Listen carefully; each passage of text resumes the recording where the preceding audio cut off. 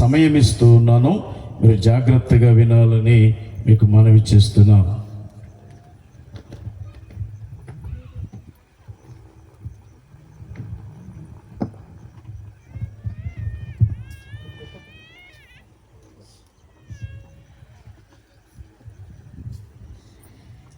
ప్రభువును రక్షకుడునై ఉన్నాం యేసుక్రీస్తు వారి శుభనామంలో మీ అందరికీ వందనాలు. మీ మధ్య ఇలాగ నిలవడానికి కారకులు, ప్రియులు, ఈ న్యూ బెతెస్దా ప్రేయర్ ఫెలోషిప్ సహవాసానికి పరిచయం చేసిన దైవజనులు స్వామ్యానికి నా ప్రత్యేక వందనాలు తెలియజేస్తున్నాను. ఆయన చెప్పినప్పుడు ప్రేమతో అంగీకరించిన పెద్దయ్య గారు, ఇస్రాయేల్ అయ్య గారికి కూడా, వ్యవస్థాపకులైన అయ్య గారికి నా ప్రత్యేక వందనాలు. మరి ఈ స్థలాల్లో రాగా ప్రేమతో మరి ఆహ్వానించి కావలసిన వనరులన్నీ సమకూర్చడంలో మరి అన్న సైమనాన్ని కూడా నా ప్రత్యేక వందనాలు దైవజనులకి, అలాగే స్థానికంగా పరిచయం చేస్తున్న సేవకులందరికీ వందనాలు. ఈ రాత్రి సమయంలో దేవుని లేఖనంలో నుండి కొన్ని మాటలు మనం ఆలోచన చేద్దాం. లూకా శుభవార్త 7వ అధ్యాయం 23వ వచనం. నా విషయమై అభ్యంతరపడనివాడు ధన్యుడని వారికి ఉత్తరమిచ్చెను. మళ్ళా చదువుకుందాం. నా విషయమై అభ్యంతరపడనివాడు ధన్యుడని వారికి ఉత్తరమిచ్చాను. ఆదికాండ గ్రంథం 17వ అధ్యాయం 1వ వచనం. అబ్రహాము 99 ఏండ్ల వాడైనప్పుడు యెహోవా అతనికి ప్రత్యక్షమై, నేను సర్వశక్తి గల దేవుడను, నా సన్నిధిలో నడుచుచు నిందారహితుడివై యుండుము. మరల చదువుకుందాం. అబ్రహాము 99 ఏండ్ల వాడైనప్పుడు యెహోవా అతనికి ప్రత్యక్షమై, నేను సర్వశక్తి గల దేవుడను, నా సన్నిధిలో నడుచుచు నిందారహితుడివై ఉండుము. ప్రార్థన చేసుకుందాం. అత్యున్నతమైన సింహాసనముపై ఆసీనుడివై ఆదరించి ఆశీర్వదించి బలపరుచు మా తండ్రి, నీకు వందనాలు. నాన్న, ఈ చదవబడిన లేఖనముల ద్వారా నాన్న, నీ ఎదుట కూర్చున్న ప్రజలతోనూ ఈ దూర శ్రవణ యంత్రము ద్వారా వినుచున్న ప్రతి వారిని దర్శించమని ప్రార్థిస్తున్నాం. మీ మాటలు బలహీనులను బలపరచగలవు. మీ మాటలు పాపులను పరిశుద్ధులుగా చేయగలవు. మీ మాటలే మోడిబారిన జీవితాలను సిగిరింప చేయగలవు.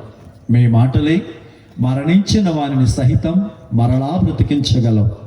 మీ మాటలే వ్యాధికి లోనైన వానికి ఆరోగ్యమునివ్వగలవు. మీ మాటలే చీకటైన జీవితాలను వెలుగుమయం చేయగలవు. మీ మాటలే ఓడిపోయిన వారిని విజయపు బాటలో నడిపించగలవు. అలాంటి శ్రేష్టమైన జీవపు మాటలతో ఈ రాత్రి ఈ ప్రాంతములో నివసించుచున్న ప్రతి వారిని దర్శించమని యేసుక్రీస్తు వారి యొక్క నామంలో అడిగి వేడుకొనుచున్నాము తండ్రి. ఆమేన్. హల్లెలూయా. యేసు ప్రభు వారు సశరీరుడుగా తిరుగుతున్నటువంటి సమయంలో ఆయన మాటలు వింటున్న ప్రజలతో ఆయన మాట్లాడుతున్న మాట. ఆయన అంటున్నాడు, నా విషయమై అభ్యంతరపడనివాడు ధన్యుడు. నా విషయమై అంటే యేసు ప్రభువుని గురించి అనుమానం లేనివాడు ధన్యుడు అని చెబుతున్నాడు.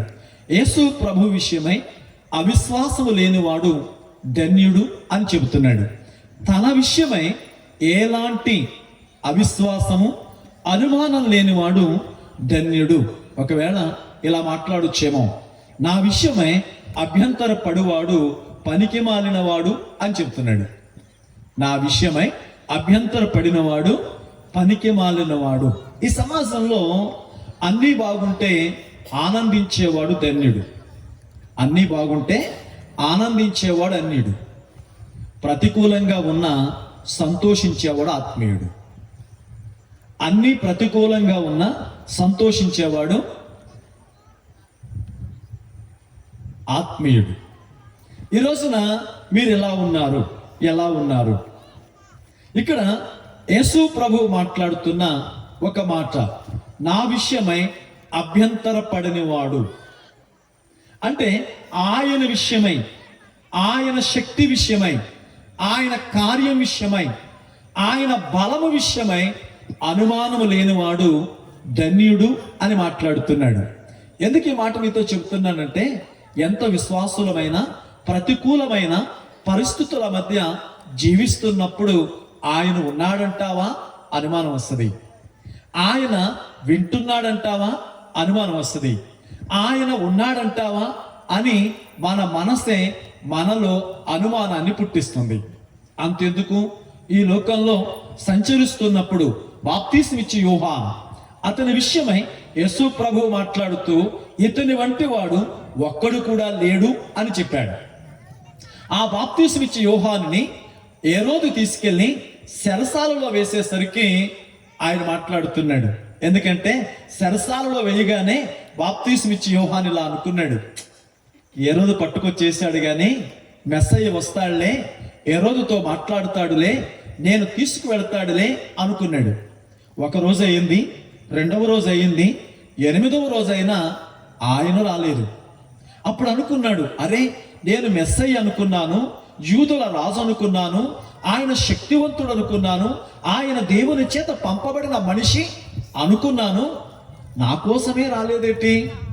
బాప్తీసం ఇచ్చిన వాడును నేనే, ఆయనను ప్రపంచానికి పరిచయం చేసిన వాడును నేనే, నా విషయమే ఆయన అలా ఉన్నాడేంటి అని అంతరంగంలో తన చుట్టూ అల్లుకున్న ఆ పరిస్థితులు, ఆ శ్రమలు, ఆ స్థితిగతులను చూసి అంతరంగంలో అనుమానంతో తన దగ్గరున్న శిష్యులను అంటున్నాడు, మీరు వెళ్ళి రావలసిన వాడు నీవేనా, మరొకని కొరకు మేము కనిపెట్టవలెనా? అంటే దేవుని కోసం ఖచ్చితంగా బ్రతికిన వాడే, దేవుని కోసం శ్రమను అనుభవించిన వాడే, దేవుని కోసం సర్వం ఎరిగిన వాడే పరిస్థితుల మధ్య ప్రతికూలతలో అనుమానంలో పడ్డాడు. ఈ రోజున ఇక్కడ కూర్చున్న మీ జీవితాల్లో ఒక్కసారి ఆలోచన చేయండి. యేసు ప్రభువును నమ్ముకుని బాప్తీసం తీసుకుని అడుగులు వేయడం ఆరంభించిన తర్వాత ఎదురైన సమస్యల మధ్య ఆయన దేవుడంటావా, ఆయన ఉన్నాడంటావా అని ఎన్నిసార్లు మనం ఆయన అనుమానించామో ఒకసారి ఆలోచన చేయండి. ఈ రాత్రి సమయంలో అబ్రహాముతో మాట్లాడుకుందాం.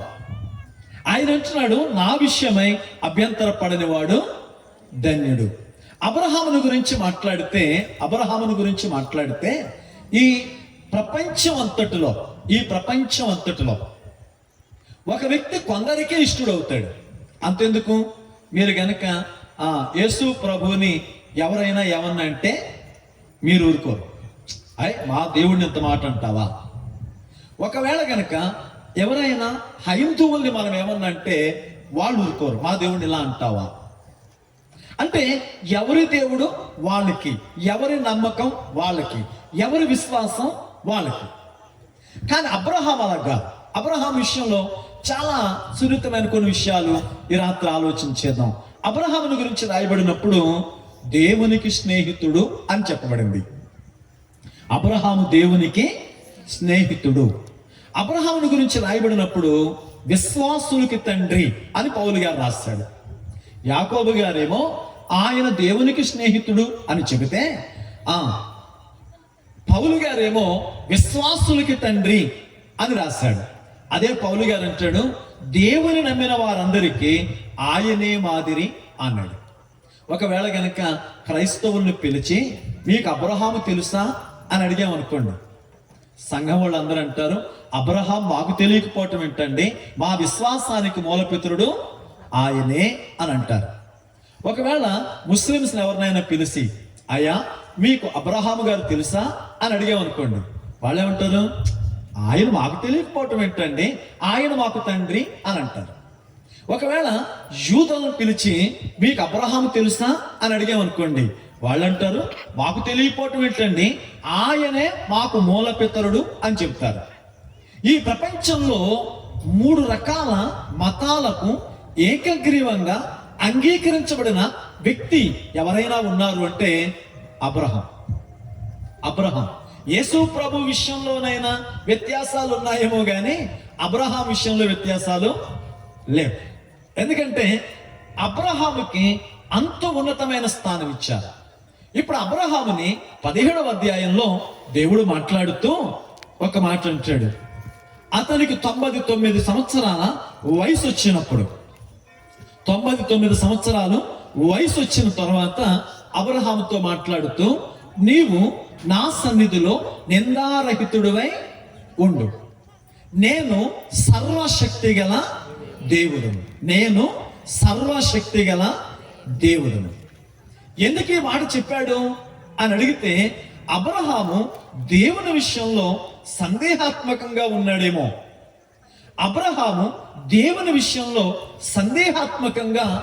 ఉన్నాడేమో.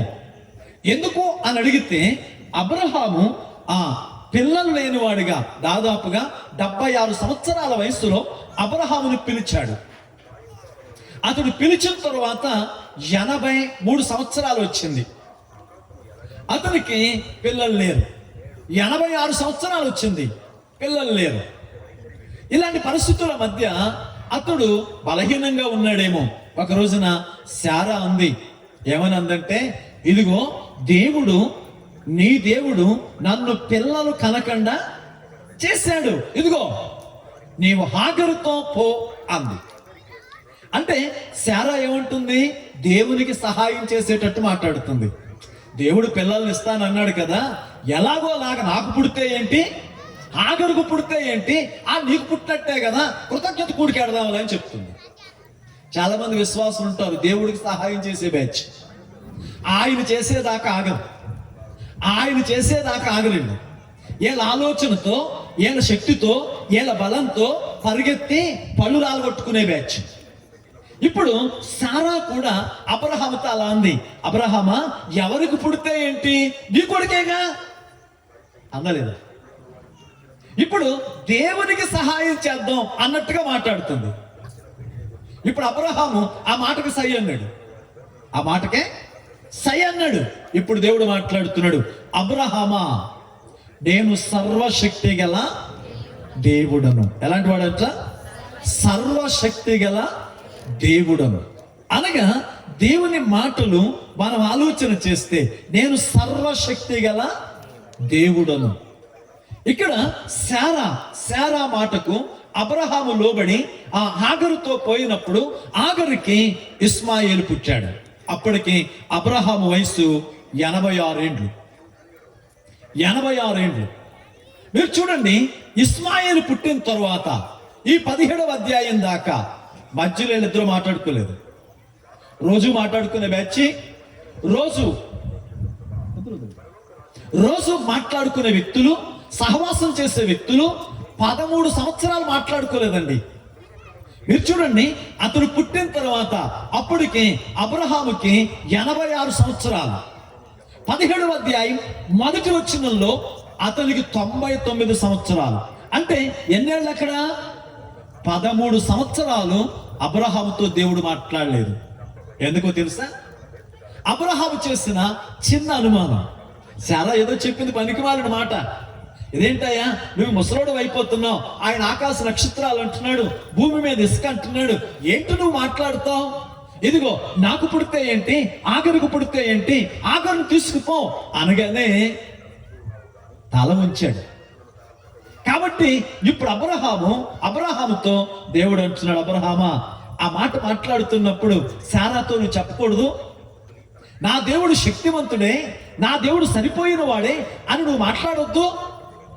ఆ మాట చేత కోపగించిన దేవుడు, బాధపడిన దేవుడు, ఆయాసపడిన దేవుడు 13 సంవత్సరాలు అబ్రహాముతో మాట్లాడలేదు. తప్పు చేసిన అబ్రహాము ఎంత బాధపడ్డాడో తెలియదు, కానీ తప్పు చేసిన అబ్రహామును చూసిన దేవుడు చాలా బాధపడ్డాడు. ఆయన చాలా బాధపడ్డాడు. ఎంత బాధపడ్డాడు అంటే 13 సంవత్సరాలు ఆ వ్యక్తితో మాట్లాడడం మానేశాడు. తన కోసం ఆస్తిని వదిలేసి, తన కోసం ఆప్తుల్ని వదిలేసి, తన కోసం బయలుదేరి వచ్చిన ఒక వ్యక్తితో 13 సంవత్సరాలు దేవుడు మాట్లాడలేదు అంటే అబ్రహాము చేసిన ఆ చిన్న అవిధేయత అతనిని ఎంతగా బాధించిందో ఒకసారి ఆలోచించండి. కానీ దేవుడు ఆ బాధను అంతరంగంలో దాచుకున్న అబ్రహాము చూసి 13 సంవత్సరాల తర్వాత మాట్లాడుతున్నాడు, అబ్రహామా. ఈ రాత్రి చూడండి, మీ జీవితాల్లో కూడా మనం అవిధేయతతో, అవిశ్వాసంతో తప్పటడుగులేసిన సందర్భం నుంచి ఆయన మనసు ఎంత నొచ్చుకుందో, ఆయన కార్యాన్ని అనుమానించి సొంత దారులలో నడిచిన వేళ మన దేవుడు ఎంత నొచ్చుకున్నాడో ఒకసారి ఆలోచించేయండి. చాలాసార్లు సొంత దారులు మనకు ఆనందాన్ని కలిగించవచ్చు, సొంత ప్రయత్నాలు మనకు ప్రయోజనకరం అనిపించవచ్చు. కానీ వాటి వెనుక ఉన్న ఇబ్బందులు దేవునికి తెలుసు, వాటి వెనుక ఉన్న నష్టం దేవునికి తెలుసు, వాటి వెనుక ఉన్న శ్రమ ఆయనకి తెలుసు.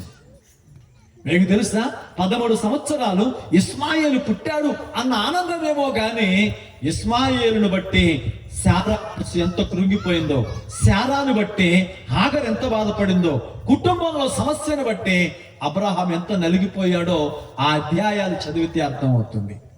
ఈ రోజున మన సొంత నిర్ణయాలు మన కుటుంబాన్ని కన్నీటి మిగులుస్తాయి.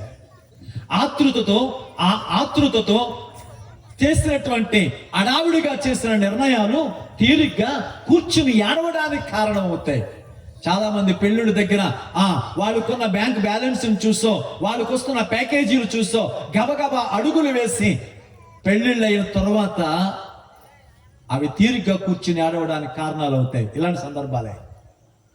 ఇలాంటి సందర్భాలే ఇప్పుడు అబ్రహాముతో 13 సంవత్సరాల తర్వాత దేవుడు మాట్లాడుతున్నాడు. ఆయన ఎంత ప్రేమ కలిగినాడో చూడండి. అవిధేయతతో, సొంత ఆలోచనతో అడుగులు వేసి దేవునికి దూరమైనప్పుడు కూడా అబ్రహాముని దేవుడు మరలా తట్టి పిలిచి మాట్లాడుతున్నాడు, అబ్రహామా. ఈ రాత్రి కూడా మరొకసారి దేవుడు నీతో మాట్లాడుతున్నాడు. ఈ రాత్రి కూడా ఒకవేళ నీ జీవితంలో నీ దేవుని కార్యాన్ని అనుమానించి నీ దేవుని మీద అవిధేయతతో దారి తప్పి అవస్థల్లో ఉన్న నిన్ను చూచిన నీ దేవుడు ఈ రాత్రి నీతో మాట్లాడుతున్నాడు. ఆ మాటలకు నువ్వు స్పందిస్తే ఈ రాత్రి నీ బ్రతుకు అద్భుతం కాబోతుంది, నీ కుటుంబం దీవించబడబోతుంది, నీ జీవితం ఆశీర్వాదకరంగా మార్చబడబోతుంది. హల్లెలూయా. ఇప్పుడు 17వ అధ్యాయంలో స్టార్టింగ్ మాట్లాడుతున్నాడు. అబ్రహాము 99 ఏండ్ల వాడైనప్పుడు యెహోవా అతనికి ప్రత్యక్షమై, నేను సర్వశక్తి గల దేవుడను. దేవుడు ఎలాంటి వాడంట? సర్వశక్తి గల దేవుడు. అక్కడ వాడబడిన మాట ఏంటంటే ఎల్ షడాయ్ అంటే సర్వశక్తి కలిగిన వాడు. దేవుడు అంటే ఒకరి చేత బలపరచబడేవాడు కాదు, ఆయనే అందరినీ బలపరిచేవాడు. దేవుడు అంటే ఒకరి చేత శక్తి పొయ్యబడేవాడు కాదు, ఆయనే అందరికీ శక్తినిచ్చేవాడు. ఇక్కడ ఆయన అంటాడు, నేను సర్వశక్తి గల దేవుడను అంటే ఇక్కడ ఆయన మాట్లాడుతున్నాడు, అబ్రహామా, నేను నీకు సరిపోనా? ఏంటి మాట్లాడుతున్నావు? వృద్ధాప్యం వచ్చిన తర్వాత ఆదుకుంటాడు అనుకుంటున్నావా ఇస్మాయేలు? నీవు నడవలేని స్థితిలో ఊతకర్ర అవుతాడు అనుకుంటున్నావా ఇస్మాయేలు? నీ స్థితిగతులు మారినప్పుడు నీకు చింతను తీర్చేవాడు అవుతాడు అనుకుంటున్నావా ఇస్మాయేలు? ఇస్మాయేలు కంటే నేను సరిపోయిన వాడని కానా? ఆ మాట అబ్రహాముతో సూటిగా మాట్లాడుతున్నప్పుడు నేను అనుకుంటున్నాను, అబ్రహాము తల వంచుకు నిలబడి ఉంటాడు.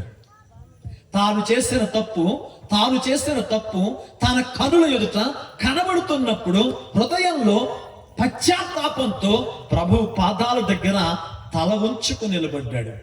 ఎందుకంటే ఆయన అడుగుతున్నాడు, నేను నీకు సరిపోయిన వాడను. స్టీవెన్సన్ గారు కూడా ఓ పాట రాస్తాడు, సరిపోయిన వాడవయ్యా, మా అందరికీ నీవే సరిపోయిన వాడవయ్యా. మన దేవుడు సరిపోయినవాడు అంటే ఏ స్థితిలో ఉన్న వారికైనా ఆయన సరిపోయినవాడు, ఏ పరిస్థితుల్లో ఉన్నవాడికైనా ఆయన సరిపోయినవాడు, ఎలాంటి వాడికైనా ఆయన సరిపోయినవాడు. ఆయన శ్రీమంతులకైనా సరిపోయిన వాడే, ఆయన దరిద్రులకైనా సరిపోయిన వాడే, ఆయన రాజులకైనా సరిపోయిన వాడే, ఆయన దాసులకైనా సరిపోయిన వాడు. ఎప్పుడైనా అనుకున్నావా, నా దేవుడు నా సమస్యకు సరిపోయినవాడు, నా దేవుడు నా వేదనకు సరిపోయినవాడు, నా దేవుడు నా లోటుకు సరిపోయినవాడు? ఎప్పుడైనా అనుకున్నావా నీ జీవితంలో? ఆయన సరిపోయినవాడు. ఎందుకంటే దానియేలు గ్రంథంలో చూడండి, 3వ అధ్యాయం 16వ వచనంలో షడ్రక్, మేషక్, అబేద్నెగో రాజుతో ఇలా అంటారు, రాజా, ఇందుని గురించి ప్రత్యుత్తరం ఇయ్యాల్సిన అగత్యం మాకు లేదు. మేము సేవించుచున్న దేవుడు మండుచున్న వేడిమి గల ఈ అగ్నిగుండములో నుండి రక్షించుటకు సరిపోయినవాడు. ఏమన్నారు? అసలు ఆ మాట చదువుతుంటే రక్తం సలసల మరుగుద్దు. అసలు ఆ మాటలు చదువుతుంటే చర్మం మీద ఉన్నటువంటి రోమలు లేచి నిలబడతాయి. ఒక పక్కన అగ్ని మండుతూ ఉంటే, రాజు ఆవేశంతో నిలబడి ఉంటే, చావు కనులకు కనబడుతున్నప్పుడు పడుచువారు మాట్లాడుతున్న మాట, రాజా, గారనే మాట కూడా తీసి పక్కనట్టారండి. గారనే మాట కూడా తీసి పక్కనట్టారండి. బానిసలైన వాళ్ళు, బానిసలుగా వచ్చిన వాళ్ళు, పడుచు వాళ్ళు మాట్లాడుతున్నారు, రాజా, మండుచున్న వేడిమి గల అగ్ని గుండములో నుండి రక్షించుటకు మా దేవుడు. ఉందన్నమాట, రక్షించుటకు మా దేవుడు సరిపోయినవాడు. ఏం చెప్పారండి ఆ మాట? సరిపోయినవాడు అంటే మన దేవుడు ఎలాంటి పరిస్థితుల్లో నుంచైనా రక్షించడానికే సరిపోయినవాడు. అది వేడిమి గల అగ్ని కావచ్చు, అది అగాధం కావచ్చు, అది చీకటి కలిగిన స్థితి కావచ్చు, మనుషులను మింగివేసే ఊబ కావచ్చు. ఏ స్థితిలో నుంచైనా రక్షించుటకు సమర్థుడు, సరిపోయినవాడు. అంటే ఇక్కడ జ్ఞాపకం చేసుకోండి, సరిపోయినవాడు రక్షించుటకు. ఈ లోకంలో పాపము చేత చనిపోయిన వ్యక్తులు, పాపము చేత నింపబడిన వ్యక్తులు, పాపమునే నీరులా త్రాగినటువంటి వ్యక్తులు, పాపం పౌలు గారు మాట్లాడుతూ మనసు యొక్క, శరీరం యొక్క కోరికల చేత చచ్చిన వారు అంటాడు. చచ్చిన వారు అంటే పాపము చేయడానికి అలవాటు పడి పతనమైన జీవితాలు. ఈ రోజున మానవ జీవితాలు ఎలా ఉన్నాయి అని అడిగితే ఒక్క మాట చెప్పమంటారా? దేహాలు దేవాలయానికి దూరంగా ఉన్నాయి, ఆత్మలు అగ్నికి దగ్గరగా ఉన్నాయి. దేహాలు దేవాలయానికి దగ్గరగా ఉన్నాయి, ఆత్మలు అగ్నికి దగ్గరగా ఉన్నాయి. మీకు అర్థమవుతుందా? ఈ దేహాలు దేవాలయానికి దగ్గరగా ఉన్నాయి, కానీ వీటిలో ఉన్న ఆత్మలు అగ్నికి దగ్గరగా ఉన్నాయి. అంటే మనసు యొక్క, శరీరం యొక్క కోరికలు తీర్చడానికి అలవాటు పడి అపవిత్రులమై అగ్నికి అడుగుడు దూరంలో నిలిచిన వ్యక్తులు రక్షణ కోసం దేశమంతా తిరుగుతున్నారు. దానం చేసేవాడు, యాగం చేసేవాడు, వ్రతం చేసేవాడు, దీక్షలు చేసేవాళ్ళు లోకంలో చాలా మంది ఉన్నారు. కానీ ఈ ప్రపంచంలో మనిషి యొక్క పాపం తీయగలిగిన వాడు ఒక్కడు లేడు. ఇంచుమించుగా నాకు 24 సంవత్సరాలు వయసు వచ్చేదాకా, నేను 11వ సంవత్సరం నుంచి 18వ సంవత్సరం వచ్చేదాకా 7 సంవత్సరాలు RSS తో నడిచిన అనుభవం. 18 నుంచి దాదాపుగా 24 దాకా నేను ఒక 6 సంవత్సరాలు పూజారిగా పనిచేసినటువంటి వ్యక్తిని. ఈ యొక్క సమాజంలో పూజలు చేయడంలో నిష్ఠ కలిగినటువంటి వ్యక్తిని. కానీ ఈ లోకంలో నా పాపమును క్షమించగలిగిన వాడు ఒక్కడు లేడు. 1996లో నవంబర్ 15వ తారీఖున పాలు పోయడానికి వెళుతుంటే ఒక ఆయన అడుగుతున్నాడు, ఎక్కడికి వెళ్తున్నారు? నేను పాలు పోయడానికి వెళుతున్నానంటే, నాగుల చవితి రోజున పాలు పోయడానికి వెళుతున్నానంటే ఆయన అన్నాడు, పావు వస్తే ఏం చేస్తారు? నేనన్నాను, కొట్టి చంపేస్తా. ఆయన అన్నాడు, నువ్వు కొడితే చచ్చిపోయేది, నిన్నేం రక్షిస్తుంది అని వెళ్ళిపోయాడు. ఆ ఒక్క మాట నా జీవితాన్ని ఆధ్యాత్మికం వైపు ఆలోచనలో పడేసింది. నిజమే, నన్ను కరిస్తే నేను చనిపోతాను, నేను కొడితే అది చచ్చిపోతుంది. అయితే నన్ను రక్షించగలిగిన వాడెవడు? నేను ప్రాణభయంతో చేస్తున్నానా? నా భక్తికి అర్థం ఉందా? ప్రకృతిని ఆరాధించడంలో నా భక్తికి అర్థం ఉందా అన్న మాటలో నుంచి నా పాపమునకు క్షమించుటకు సరిపోయిన వాడెవడు అని వెతుకులాటలో నాకు దొరికిన లోకరక్షకుడు యేసుక్రీస్తు. హల్లెలూయా. ఈ రాత్రి సమయంలో ప్రేమైన వారులారా, పాపమును క్షమించి మోక్షం ఇచ్చుటకు సరిపోయిన ఒకే ఒక్కడు. తిమోతికి రాస్తున్నటువంటి 2వ పత్రిక 4వ అధ్యాయం 17వ వచనంలో పౌలు గారు అంటాడు, అయితే నా ద్వారా సువార్త సంపూర్ణముగా ప్రకటింపబడు నిమిత్తము అన్యజనులందరూ దాన్ని విను నిమిత్తము ప్రభువు నా పక్కన నిలిచి నన్ను బలపరిచెను కనుక సింహము నోట నుండి నన్ను తప్పించెను. అంటే మరణము నుండి తప్పించుటకు సరిపోయిన వాడు. షడ్రక్ మేషక్ అబేద్నెగోలు అంటున్నారు, అగ్ని గుండములో నుండి తప్పించుటకు సరిపోయిన వాడు. అపోస్తలుడైన పౌలు గారు అంటున్నాడు, మరణము నుండి తప్పించుటకు సరిపోయిన వాడు. ఈ లోకంలో చచ్చేదాకా బ్రతికించడానికి కోటి విద్యలు ఉన్నాయి, కానీ చచ్చిన తర్వాత కూడా బ్రతికించే ఒకే ఒక విద్య, అదే దేవుడు. చచ్చిన తర్వాత బ్రతికించగలిగిన వాడు ఒకే ఒక్కడు, ఆయనే ప్రభువైన యేసుక్రీస్తు. అబ్రహాముతో అంటున్నాడు, అబ్రహామా నేను నీకు సరిపోనా? ఈ రాత్రి షడ్రక్ మేషక్ అంటున్నారు, ఆయన మాకు సరిపోయిన వాడు. ఎదుగో పౌలు గారు అంటున్నాడు, నాకు సరిపోయిన వాడు. మరి రాత్రి నీకు సరిపోయిన వాడా? నీ మరణము నుండి రక్షించడానికి. అర్థం చేసుకున్నావా? నీ పాపము నుండి విమోచించడానికి, నీ శ్రమ నుండి విడిపించడానికి, నీ ఇరుకు నుండి విడిపించడానికి, నీ పరిస్థితులను అనుకూలపరచడానికి నీకు సరిపోయిన నిజమైన దేవుడు యేసుక్రీస్తు. హల్లెలూయా. రెండవది, యూదా పత్రిక 24వ వచనం, త్రుట్టెళ్లకుండా మిమ్మును కాపాడుటకును తన మహిమ ఎదుట ఆనందముతో మిమ్మును నిర్దోషులుగా నిలబెట్టుటకు శక్తి గల మన రక్షకుడు అద్వితీయుడైన దేవుడు. ఒకటి, రక్షించుటకు సరిపోయిన వాడును కాదా అని అడుగుతున్నాడు. రెండవది, నిలబెట్టుటకు సరిపోయిన వాడు. పడిపోకుండా నిలబెట్టుటకు సరిపోయిన వాడు.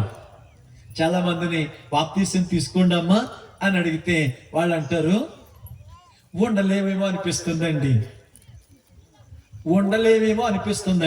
మేము ఏమన్నా ఉండగల ఉన్నామేంటి? ఇక్కడ ఆయన నిలబెట్టగలడని ఆయన అంటాడు, యూదా అంటాడు, నిలబెట్టుటకు సరిపోయిన వాడు. పిలుపులకు రాస్తూ పౌలు గారు మాట్లాడుతున్న 4వ అధ్యాయం 13వ వచనంలో, నన్ను బలపరుచుటకు సరిపోయిన వాడు.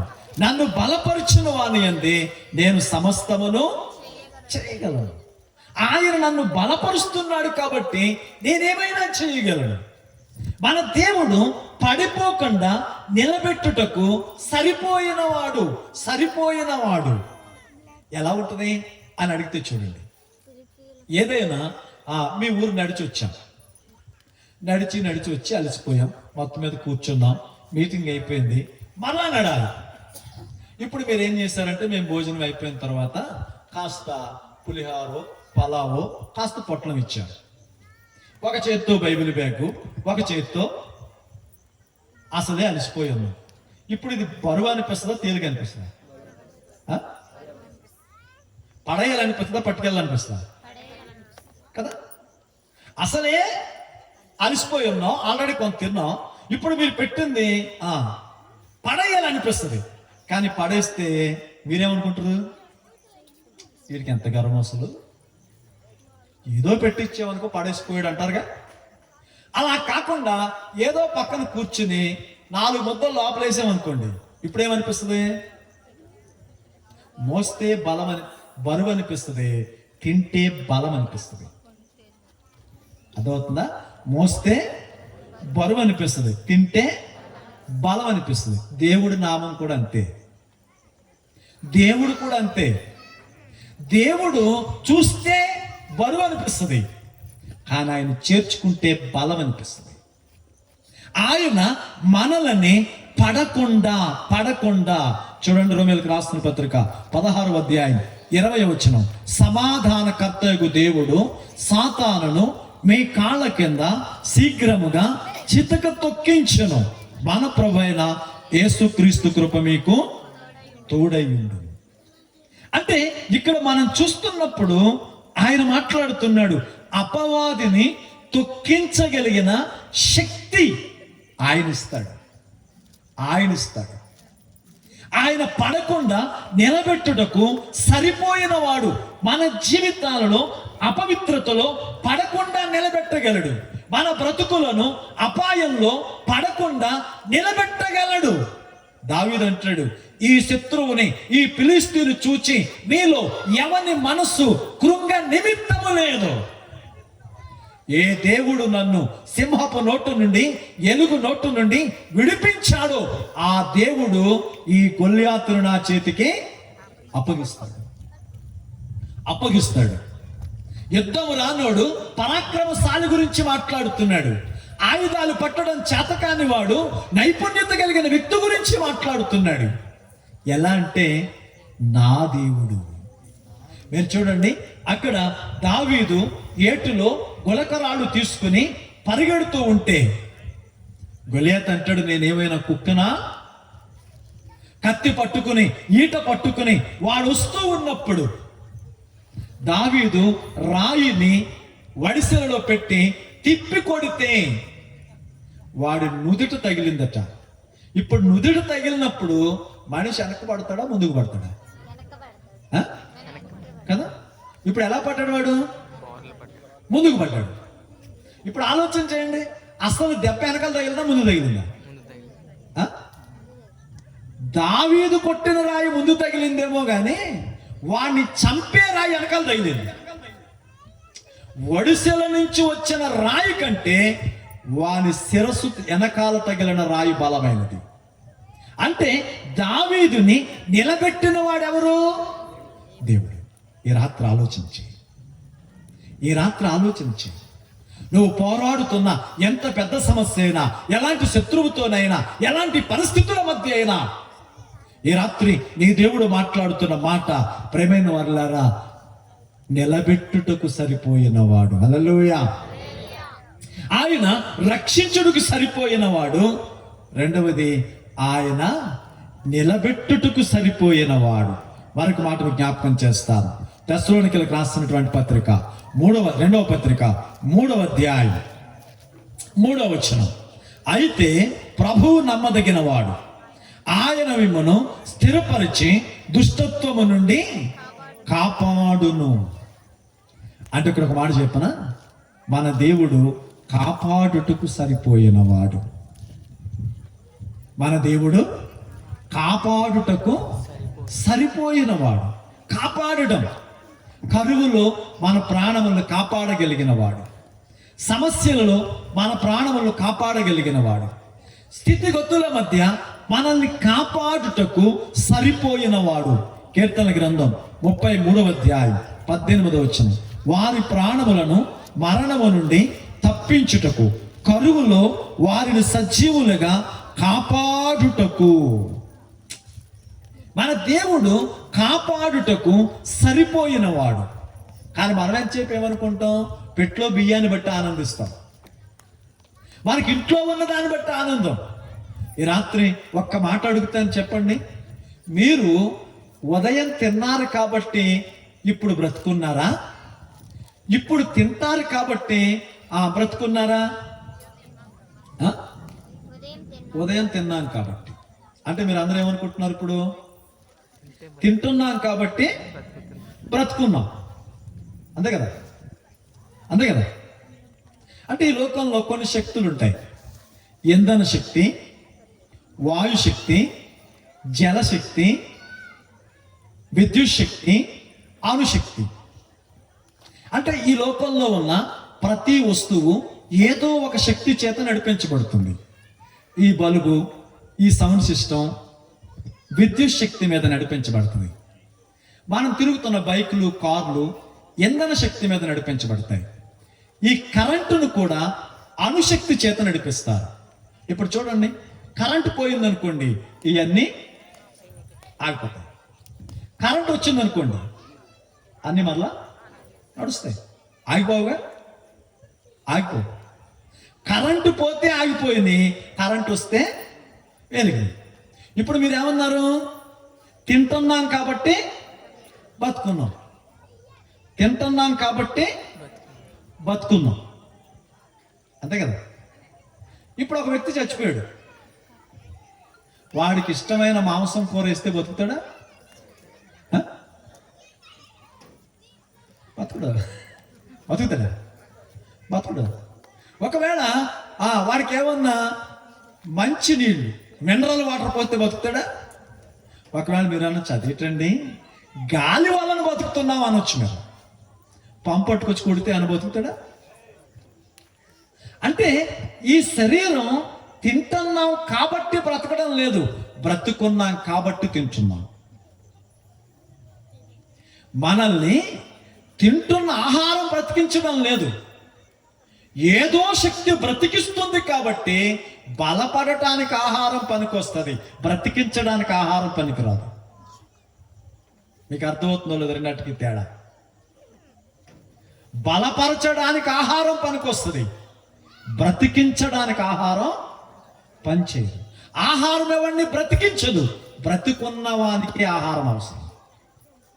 ఈ రాత్రి మనల్ని కాపాడగలిగింది ఆయన. కరువులో మన ప్రాణములను సజీవులుగా కాపాడుటకు సరిపోయినవాడు.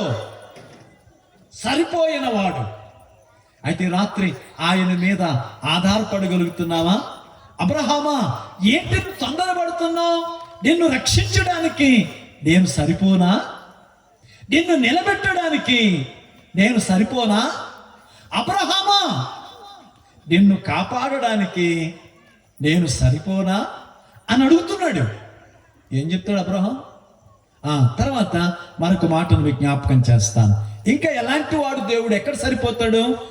ఎఫెసీయులకు రాసిన పత్రిక 3వ అధ్యాయం 20వ వచనం, మనలో కార్య సాధకమైన తన శక్తి చొప్పున మనము అడుగు వాటికంటే ఊహించు వాటికంటే అత్యధికముగా చేయు శక్తి గల దేవుడు. ఆయన అంటాడు, అడుగు వాటికంటే ఊహించు వాటికంటే అత్యధికముగా చేయి దేవుడు. అంటే ఇక్కడ ఒక మాట చెప్పనా? అడగడం ఇప్పుడు, ఊహించడం రేపు. అంటే మన దేవుడు నిన్న నేడు భూత వర్తమాన భవిష్యత్ కాలాలలో ఆయన మనకు సరిపోయినవాడు. అడుగు వాటికంటే ఊహించు వాటికంటే అత్యధికంగా. ఎప్పుడైనా ఆలోచన చేసావా? ఏదో ప్రార్థన అంటే మొక్కుబడి ప్రార్థన అంటే పచారీ కొట్టు సరుకుల ప్రార్థన, అరిగిపోయిన టేప్ రికార్డు, నమ్మకం లేని ప్రార్థన, విశ్వాసం లేని ప్రార్థన. కానీ ఆయన సరిపోయినవాడు. ఎంత సరిపోయినవాడు అంటే ఒక ఉదాహరణ చెప్పనా? ఆది సంఘం విస్తరిస్తున్న సమయంలో హెరోదు పేతురుని, యాకోబుని తీసుకువెళ్ళి చెరసాలలో పడేశాడు. యాకోబుని సంహరించి ఈ సంఘ సభ్యులందరికీ భయాన్ని పుట్టించాడు. కానీ పేతురుని సరస్సులో వేస్తే సంఘం ఆసక్తితో ప్రార్థన చేసింది. కానీ కొంచెం కిందకు వస్తే చూడండి, హేరోదు పురుగులు పడి చచ్చింది. వీళ్ళు ఎవరి కోసం ప్రార్థన చేశారు? పేతురు కోసం. కానీ దేవుడు ఏం చేశాడు? మీరు ఆలోచన చేయండి, మా పెద్దను బయటకు తేవయ్యా అంటే ఆయన శత్రువునే సంహరించి చూపించాడు. వీళ్ళు అడుగుతున్నారు, పేతురుని మా దగ్గరికి తేవయ్యా అంటే ఇంకొకసారి పేతురుని లోపలెయ్యకుండా తీసి అవతల పడేస్తాడు. అడుగుదానికంటే అదే కదా. అసలు ఏ రోజు చచ్చిపోతాడని ఊహించారు వాళ్ళు? అసలు ఏ రోజు అనుకున్నాడా? ఈ రాత్రి ఆలోచన చేయండి. చాలా సార్లు శత్రువును చూసో, వాడి పన్నాగాలను చూసో గజగజలు ఆడిపోతాం. ఎందుకు? నీ దేవుని దగ్గర మోకరించడం నేర్చుకో. నువ్వు అడిగిన దానికంటే, ఊహించిన దానికంటే అత్యధికంగా చేయగలిగిన దేవుడు. అన్న అడిగింది, అయ్యా నా మీద నింద పోవునట్లు ఒక్క బిడ్డనివయ్యా. ఊరంతా వాడంతా నన్ను చూచి హేళన చేస్తుందయ్యా, చెవులు కొరుక్కుంటున్నారయ్యా, వీధిలోనికి వెళ్ళలేకపోతున్నానయ్యా. నాకు ఒక్క బిడ్డనిచ్చి అది కూడా నాకు వద్దులే. వాడు పాలు మారిన రోజున నీ మందిరంలోనే వదిలేస్తా, నీ సేవకే వదిలేస్తా, నీ కొరకే వదిలేస్తా అని అడిగితే, ఆ తర్వాత అన్నా గురించి ఏం చెప్పాడు? ఆమె ఎంతమందిని కన్నా? 5 పిల్లలు. మీరు చూడండి, అడిగిన దానికంటే ఇప్పుడు మనం చెప్పుకున్నవన్నీ చదువుకుని చప్పట్లు కొట్టుకోవడానికి కాదు, విశ్వసించి అనుభవించడానికే గాని చరిత్ర చదువుకుని నవ్వుకునేదో, చరిత్ర నవ్వుకుని చప్పట్లు కొట్టుకునేదే కాదు.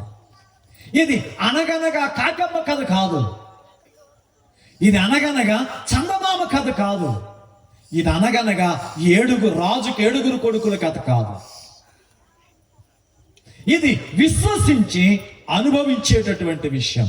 మన దేవుడు అడుగు వాటికంటే, ఊహించు వాటికంటే అత్యధికముగా చేయగల దేవుడు. ఈ రాత్రి సమయంలో నీ జీవితంలో ఆలోచించు. నువ్వు ఏ స్థితిలో ఉన్నా, ఎలాంటి పరిస్థితుల్లో ఉన్నా, నీ దేవుడు సహాయం చేయటం అంటే నువ్వు అడిగిన దానికంటే, నీ మనసు ఊహించిన దానికంటే. ఒకవేళ అబ్రహాముతో అంటున్నాడు, అబ్రహామా నువ్వు అనుకున్న దానికంటే ఎక్కువ చేయడానికి నేను సరిపోనా? ఎందుకు తొందరపడ్డావు అని అడుగుచున్నాడు. మరొక మాట మీకు జ్ఞాపకం చేస్తాను.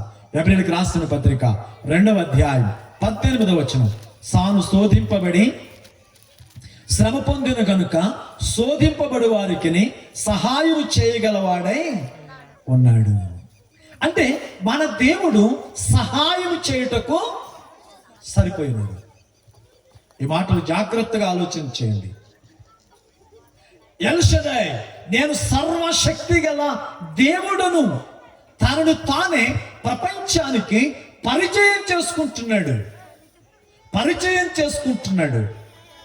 నేను సర్వశక్తి గల దేవుడును. యోబు చాలాసార్లు మాట్లాడతాడు, ఆ సర్వశక్తుడని. కానీ అబ్రహాముతో దేవుడు మాట్లాడుతున్నాడు, నేను సర్వశక్తి గల దేవుడు. ఈ మాటలో మనం ఆలోచన చేస్తే సహాయం చేయుటకు ఆయన శోధింపబడ్డాడంట. చూడండి, కీర్తన గ్రంథం 32వ కీర్తన 8వ చరణం. నీకు ఉపదేశం చేసేదను, నీవు నడవలసిన మార్గం నీకు బోధిస్తా, నీ మీద దృష్టి ఉంచి నీకు ఆలోచన చెప్పేదను. ప్రతికూలమైన పరిస్థితుల్లో, సంసిద్ధ సమయాలలో నీ దేవుడు అంటున్నాడు, నేను నీకు సహాయం చేస్తా.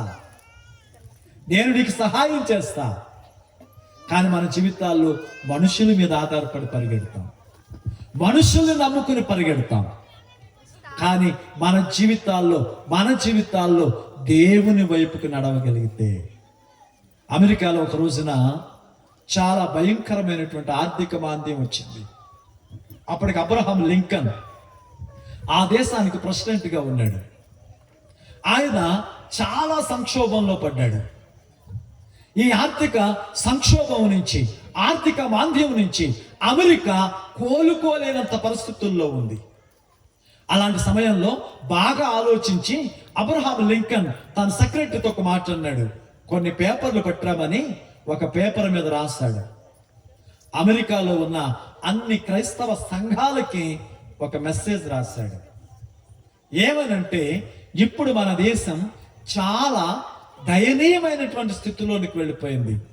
ఈ స్థితి నుంచి మనల్ని గట్టెక్కించుటకు మనకున్న కంపెనీలు, మనకున్న వనరులు కాదు, మనల్ని సృష్టించిన దేవుడే ఏమైనా చెయ్యాలి అని ఒక లెటర్ రాసి ఈ పరిస్థితిని మార్చగలిగినట్లు ప్రతి సంఘంలోనూ ప్రార్థన చేయండి అని ఒక మెసేజ్ ఫార్వర్డ్ చేశారు.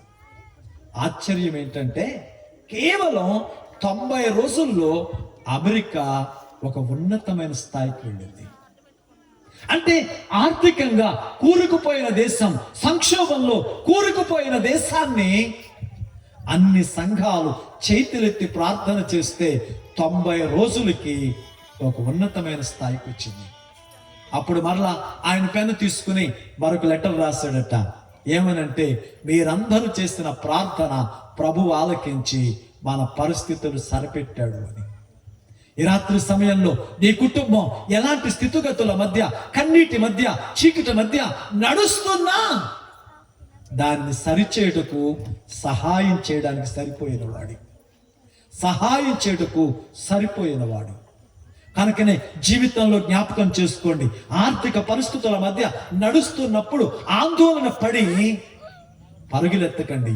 ప్రభువు దగ్గర కూర్చోటం నేర్చుకోండి, ప్రభువుని అడగటం నేర్చుకోండి, ప్రభువుని ఆలోచనకై అడగండి.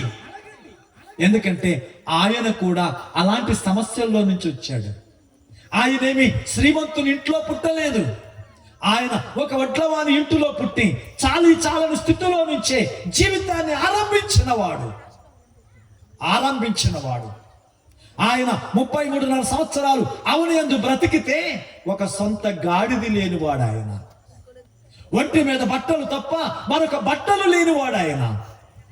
అలాంటి దీనమైన స్థితిలో కూడా ఆయన ఎదుట నిలబెట్టిన వాడిని, ఆయన ఎదుట దోషులొక్కిన వాడిని, ఆయన ఎదుట చేతులు చాచిన వాడిని ఒట్టి చేతులతో ఎప్పుడు పంపని శ్రీమంతుడాయన. ఈ రోజు మనం అనుభవిస్తున్న ప్రతి సమస్య, ప్రతి కష్టం, ప్రతి కన్నీరు ఎరిగిన వాడాయన. ఆయన కంటే సహాయం చేయగలిగిన వాడు ఈ లోకంలో ఇంకెవడున్నాడు? ఆయన కంటే సరిపోయిన వాడు ఈ లోకంలో ఇంకెవడున్నాడు? కాబట్టి ఆయన అంటాడు, నేను నీకు సరిపోనా? ఈ రాత్రి ఆలోచించు. 91వ కీర్తన 15వ చరణం. అతడు నాకు మొరపెట్టగా నేను అతనికి ఉత్తరం ఇచ్చి, శ్రమలో నేను అతనికి తోడై ఉండేదను, అతన్ని విడిపించి అతన్ని గొప్ప చేస్తా. అబ్రహామా, నేను నీకు సరిపోనా? 5 విషయాలు మనం ఆలోచన చేశాం. అబ్రహాముతో దేవుడు అంటున్నాడు, అబ్రహామా రక్షించుడికి సరిపోనా నేను? నిలబెట్టడానికి సరిపోనా నేను? కాపాడడానికి సరిపోనా నేను? అడుగు వాటికంటే, ఊహించిన వాటికంటే అత్యధికంగా చేయడానికి నేను సరిపోనా? చివరిగా అంటున్నాడు, నీకు సహాయం చేయుటకు నేను సరిపోనా? ఎల్ షడై అంటే సర్వశక్తి కలిగిన దేవుడు. 2వ మాట మీకు జ్ఞాపకం చేస్తాను. ఈ రాత్రి మరొక మాట మనం ఆలోచన చేస్తే ఆయన అంటాడు, 91వ కీర్తన 1వ చరణం, మహోన్నతుని చాటున నివసించువాడే సర్వశక్తి నీడను విశ్రమించువాడు. అంటే కొడుకు అంటే నీడనిచ్చువాడు.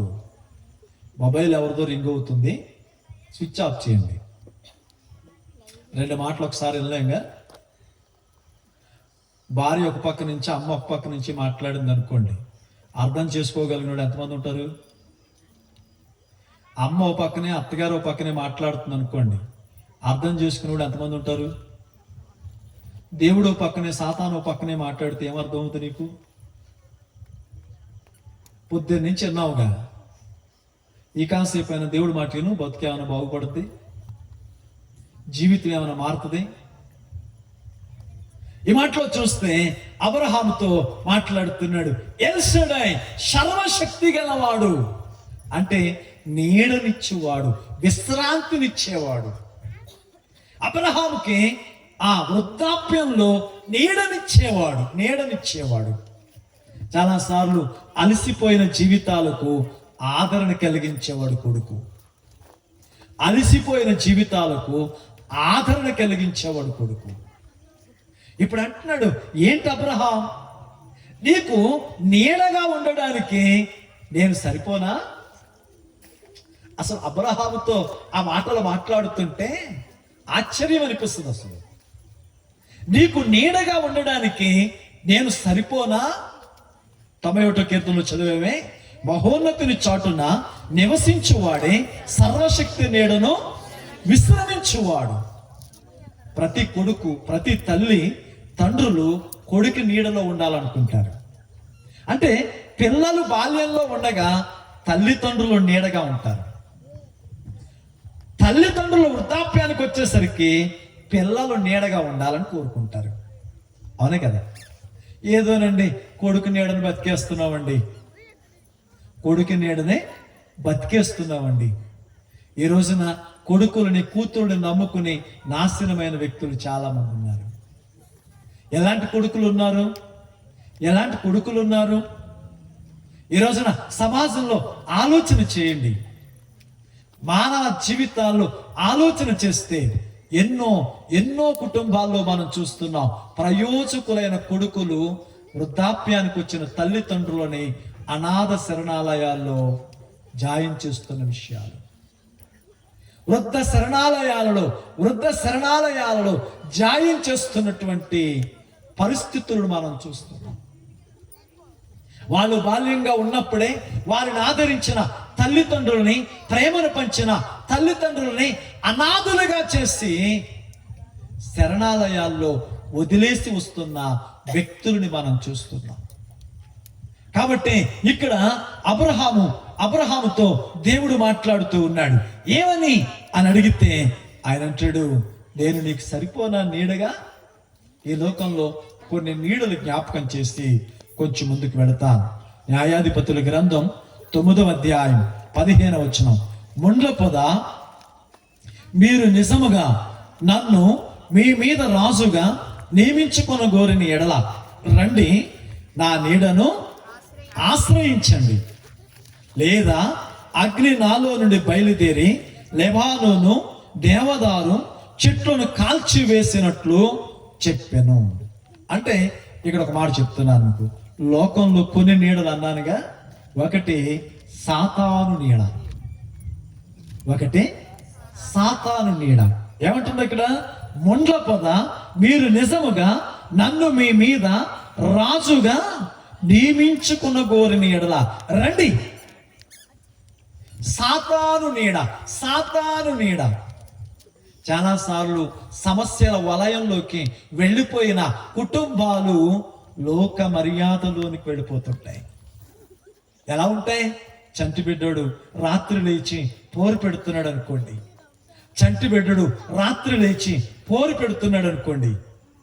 ఉప్పు తీసి అమ్మ ఒకటి, చిన్న గుడ్డ మొక్క వెలిగించేలా తిప్పి అవతల పాడేసే తల్లొకటి.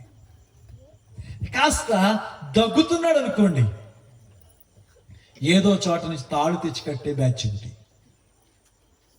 అంటే సాతాను నీడను ఆశ్రయించడం.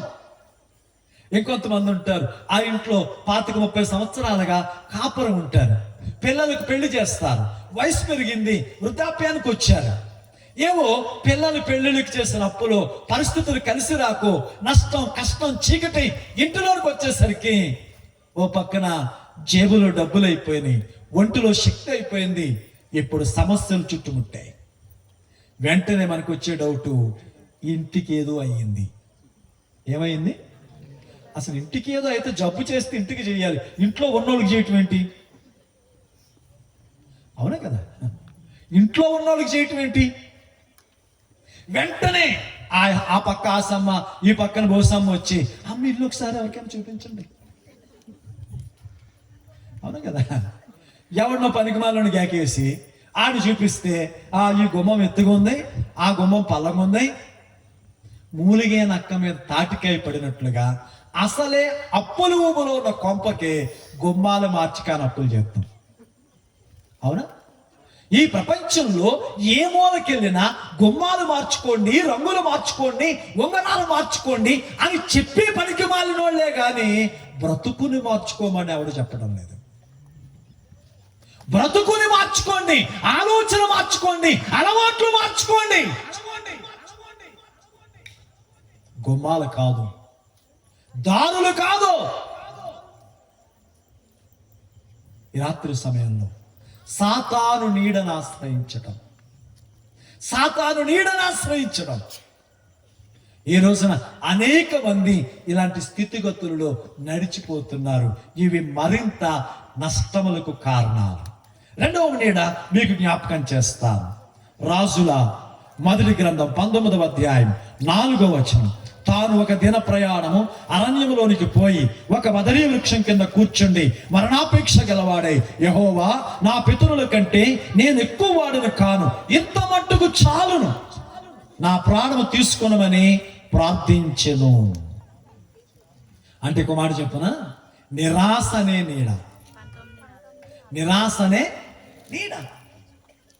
అక్కడ ఏలియాను గురించి ఆలోచన చేస్తే ఒక అద్భుతమైన వ్యక్తి, ఒక చైతన్యం కలిగిన వ్యక్తి, జీవితంలో కొన్ని కష్టాలు కలిగేసరికి ఇప్పుడు అంటున్నాడు, ప్రభువా చాలు, ఇక చచ్చిపోతే మంచిది, ఇక చచ్చిపోతే మంచిది. ఇక్కడ కూర్చున్నాడు చూడండి, జీవితంలో ఎప్పటిదాకా చస్తే బాగుండు అని ఎప్పుడు అనుకోలేదు అనేవాడు ఎవరన్నా చెయ్యొద్దండి.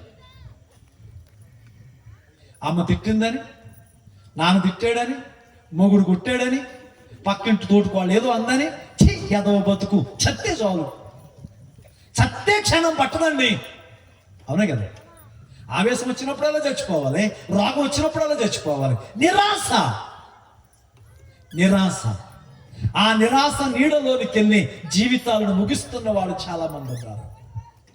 అప్పులు ఎక్కువైనాయనో, రోగం ఎక్కువైందనో, పరిస్థితులు బాగోలేదనో, అవమానించారనో, అనుకున్నది దొరకలేదనో, ఆశపడింది దక్కలేదనో చావాలనుకుని కోరికలు కలుగుతున్న వ్యక్తుల్ని మనం చూస్తున్నాం. ప్రేమైన వారులారా, అలాంటి నిరాశ నీడను కూర్చున్నావేమో, అలాంటి నిరాశ నీడను కూర్చున్నావేమో ఈ రాత్రి ఒకసారి ఆలోచించు. ఒకటి, సాతాను నీడను కూర్చున్నాడు కొంతమంది, నిరాశ అనే నీడలో కూర్చున్నారు. నిరాశ ఇక జీవితంలో చేతకాని వాళ్ళుగా, పిరికి వాళ్ళుగా, మా బ్రతుకింతే అని నిరాశలో కూర్చున్న వాళ్ళు. నిరాశ. మరొక నీడ కూడా మీకు జ్ఞాపకం చేస్తాను. యోనా గ్రంథం 6వ అధ్యాయం 4వ వచనం. దేవుడైన యెహోవా సొర చెట్టు ఒకటి ఏర్పరిచి అతనికి కలిగిన శ్రమ పోగొట్టుటకై అది పెరిగి యోనా తలకు పైగా నీడ వచ్చినట్లు చేశాను. ఆ సొర చెట్టును చూచి యోనా బహు సంతోషించెను. వారుచుట ఉదయమందు దేవుడు ఒక పురుగును ఏర్పరచగా అది చెట్టును తొలిచినందున చెట్టే వాడిపోయాను. మరియు ఎండకాయగా దేవుడు వేడిమి గల తూర్పు గాలిని రప్పించెను. యోనా తలకు ఎండ దెబ్బ తగలగా అతడు సొమ్మసిల్లి బ్రతుకుట కంటే చచ్చిపోతాం నేను. ఏంటి ఈ రోజేమో చాలా ఆనందంగా ఉన్నాడా, పొద్దున్నే 7 వీడప్పటికి అనుకుంటున్నాడు ఏమైపోవాలి, చస్తే బాగు. దీన్ని బంధువుల నీడా. ఇది ఎలాంటి నీడా? బంధువుల నీడా. చాలా మంది బంధువుల నీడ బతికేవాళ్ళు ఉంటారు. వాళ్ళు లేకపోతే మాకు బతుకులేదండి, వాళ్ళు ఉన్నారు కాబట్టి ఇలాగ ఉన్నామండి. ఇవన్నీ ఎలా ఉంటాయంటే, ఆ సంబంధాలు, ఆ ఆర్థిక బంధాలు ఉన్నంతసేపు బాగుంటున్నాయి. తేడాలు వస్తే ఇన్ని మాటలు అన్న తర్వాత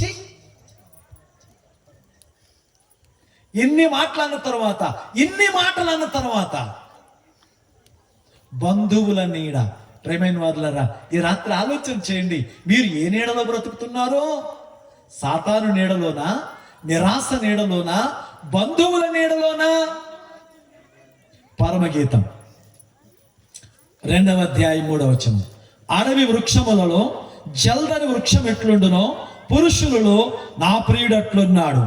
ఆనందభరితమైన నేను అతని నీడను కూర్చుంటుని, అతని ఫలము నా జిహ్వాకు మధురం. అంటే దేవుని నీడ. ఇది ఎలాంటి నీడ? దేవుని నీడ. 91వ కీర్తన మరొకసారి చదువుదామా? మొదటి వచనంలో ఆ మాట అద్భుతంగా ఉంది. మహోన్నతుని చాటున నివసించువాడే సర్వశక్తి నీడను విశ్రమించువాడు. మరి రాత్రి దేవుని నీడలో కూర్చున్నావా? దేవుని నీడలో ఉన్నావా? దేవుని ఆవరణంలో ఉన్నావా?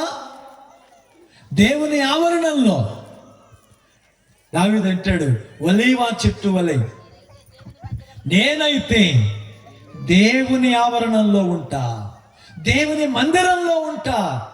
ఈ రాత్రి నీ జీవితంలో ఆలోచించు. ఏ నీడలో బ్రతుకుతున్నావు?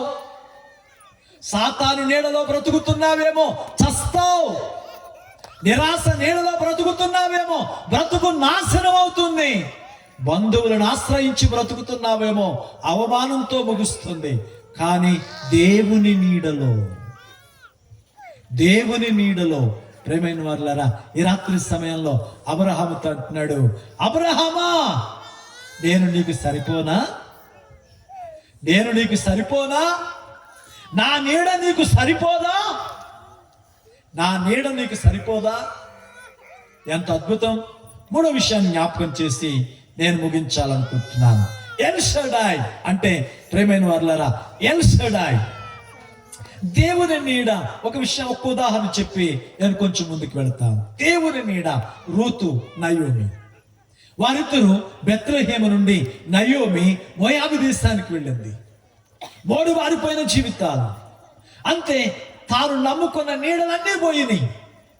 మోడు వారిపోయింది నయోమి భర్తను కోల్పోయి, బిడ్డలను కోల్పోయి, మోడు వారిపోయి, ఆధారాన్ని పోగొట్టుకుని చావు కొరకు ఎదురు చూస్తూ నిలబడిన వ్యక్తి. ఆమెకు పక్కన నిలిచింది రూతు. వీళ్ళిద్దరూ కలిసి సాతాను నీడ విడిచిపెట్టి, నిరాశ నీడను విడిచిపెట్టి, బంధువుల నీడ విడిచిపెట్టి బోయాజు పొలములోనికి వచ్చారు. హల్లెలూయా. బోయాజు పొలములోనికి వచ్చారు. మీరు చూడండి, పరగ ఏరుకునేదిగా ప్రారంభమైనటువంటి రూతు ఆ పొలానికి ఏమైంది? యజమానురాలుగా. దేవుని నీడ అలా మారుస్తుంది. మరి ఈ రోజున మీరు ఏ నీడలో కూర్చున్నారో ఒక్కసారి ఆలోచించండి. 3వ విషయాన్ని చెప్పి నేను ముగించాలనుకుంటున్నాను. కీర్తన గ్రంథం 145వ కీర్తన 15వ చరణం, సర్వజీవుల కన్నులు నీ వైపు చూచుచున్నవి, తగిన కాలమందు నీవు వారికి ఆహారం ఇచ్చెదవు, నీవు గుప్పిలి విప్పి ప్రతి జీవి కోరికను తృప్తిపరిచి ఉన్నావు. అంటే ఇప్పుడు అబ్రహాముతో అంటున్నాడు, అబ్రహామా, ఒకవేళ నువ్వు అనుకుంటున్నావేమో వృద్ధాప్యంలో పోషించడానికి ఒక కొడుకు కావాలనుకుంటున్నావేమో, నిన్ను పోషించడానికి నేను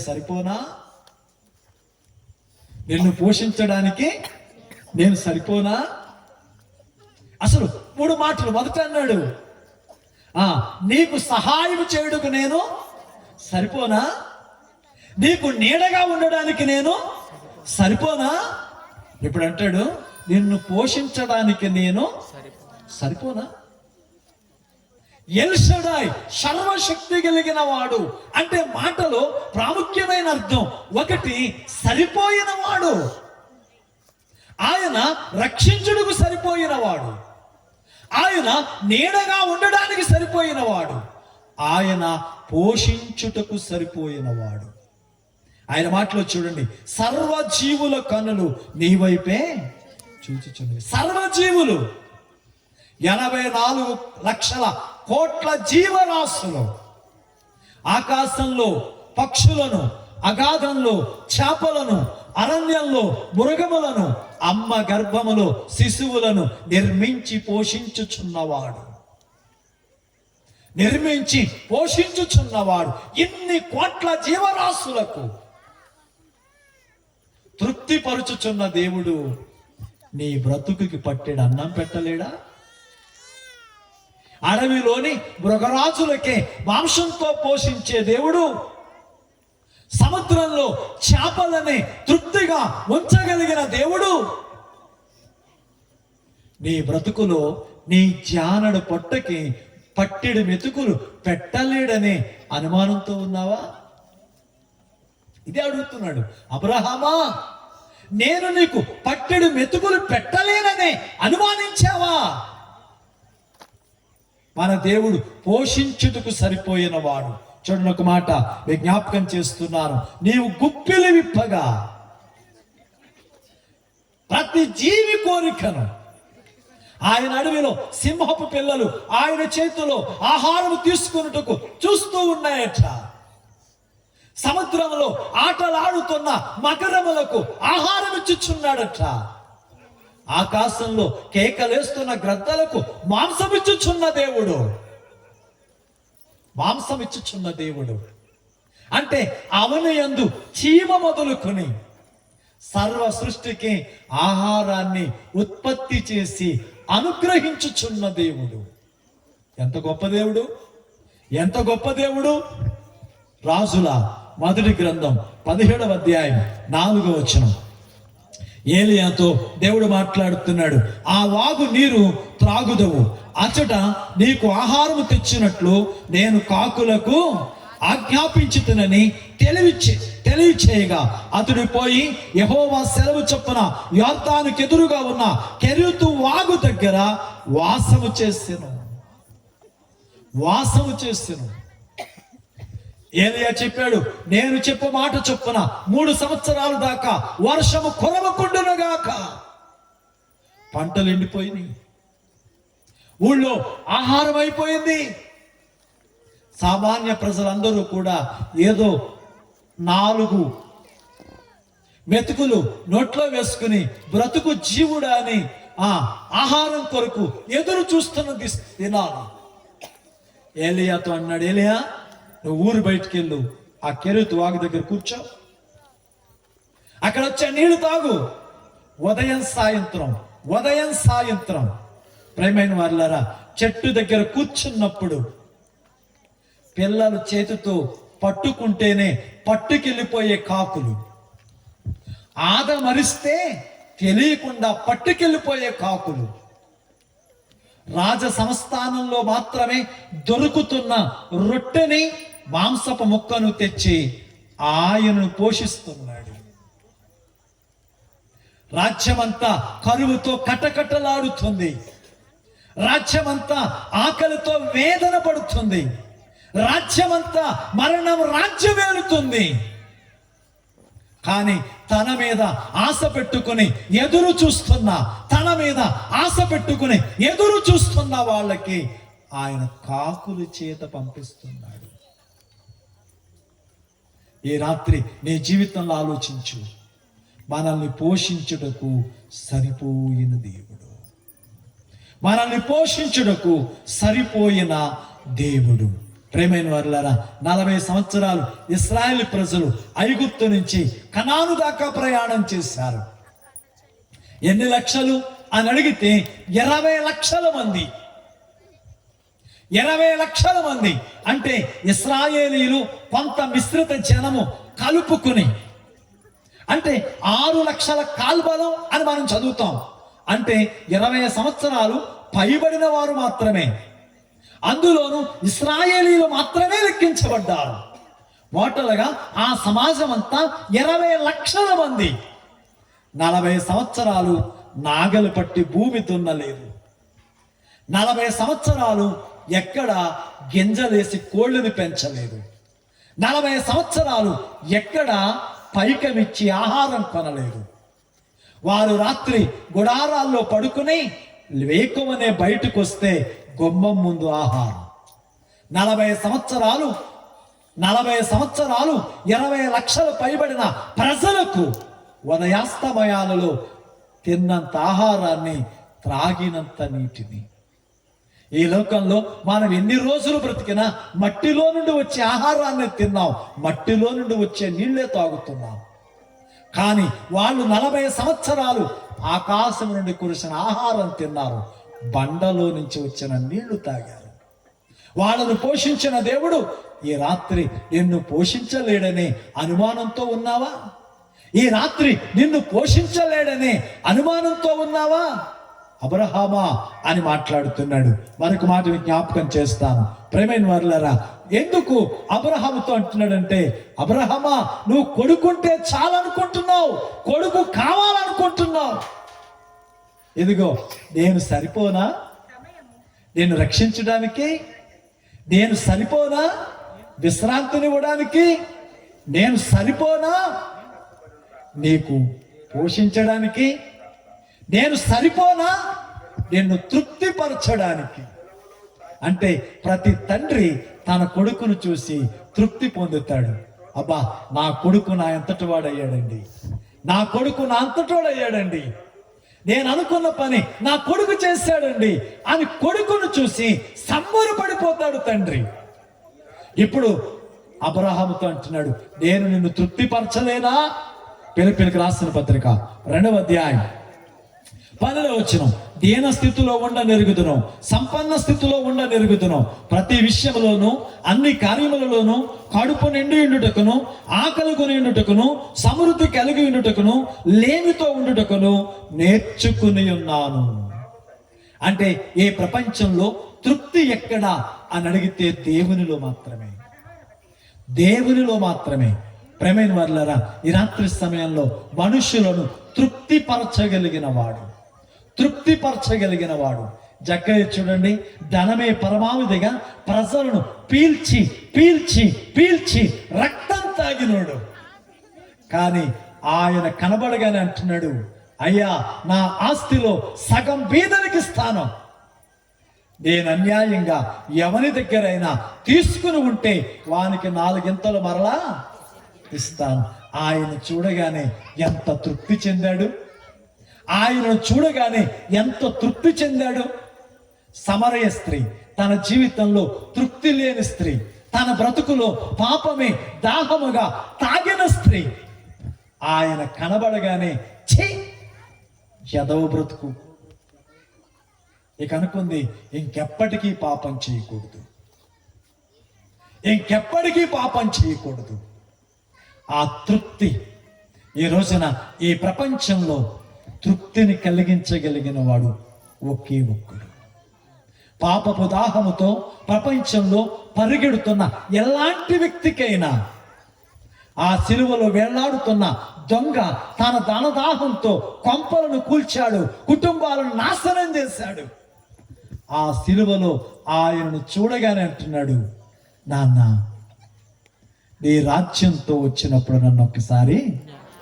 ఎంత తృప్తి చెందాడమాట, ఎంత తృప్తి చెందాడమాట. ఈ రాత్రి నీ జీవితంలో ఆలోచన చేయి. నీ జీవితానికి తృప్తినివ్వగలిగిన వాడు ఒకే ఒక్కడు, ఆయన యేసుక్రీస్తు. ఈ రాత్రి జ్ఞాపకం చేసుకోండి, ఎల్ షడాయ్ నా విషయమై అభ్యంతరపడని వాడు ధన్యుడు.